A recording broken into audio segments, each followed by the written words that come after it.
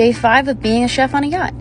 Started off the day with some Cuban coffee, and for breakfast I made a frittata with squash and mushrooms, toast, and some fresh fruit. For the crew meal, I used up all the leftovers to make a stir fry. And for the guest meal, I made some Reubens and a pear, walnut, and blue cheese arugula salad. And lunch is served. Right after lunch, I start dinner prep. I'm making grilled chicken tonight, so I'm making a simple marinade. My basil plants are definitely coming in handy.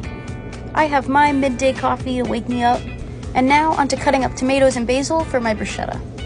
For cocktail hour, I served the bruschetta with crostini and fresh pineapple, and for a drink, I made espresso martinis.